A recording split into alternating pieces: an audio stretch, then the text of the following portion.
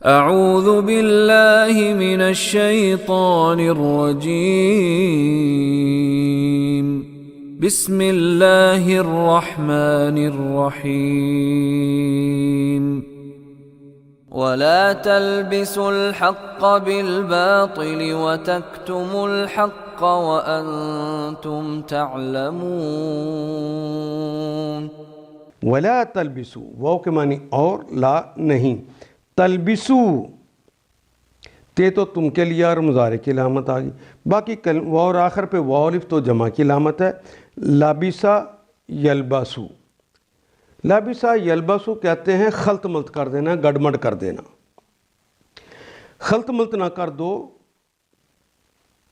گڑمڑ نہ کر دو۔ الحق کا، حق کو، بالباطلی، باطل کے ساتھ، حق کو باطل کے ساتھ خلط ملط نہ کر دو۔ اللہ کی باتوں کو، الحق کی باتوں کو باطل کی باتوں سے گڑمڑ نہ کر دو، ملا نہ دو۔ وَتَكْتُمُوا الحق کا واو کے معنی اور، تے تم کے لیے، کاتما، کاتما یکتمو، کتمان حق اردو میں بھی استعمال کرتے ہیں، چھپانا۔ وَتَكْتُمُوا اور تم چھپاتے ہو، الحق کا، حق کو، وَأَنْتُمْ تَعْلَمُونَ واو کے معنی اور، انتم اور تم ہو۔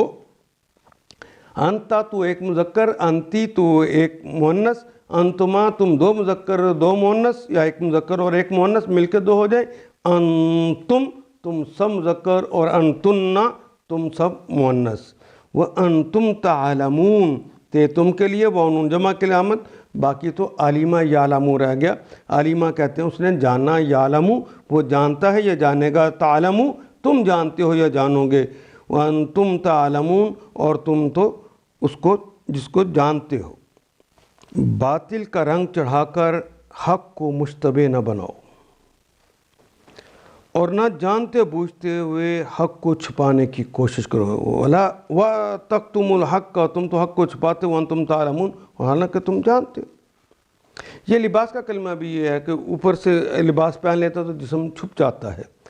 یہ حق کو باطل کا لباس نہ پہناؤ، حق اور باطل کو گڑمڑ نہ کرو، اور تم تو حق کو چھپاتے ہو اور اس بات کو تم خود بھی جانتے ہو۔ ان آیات کو ایک دفعہ پھر تلاوت خود کیجیے، عربی و مبین پڑھتے ہوئے دیکھیے، کیا بات پوری اندر اتر رہی ہے؟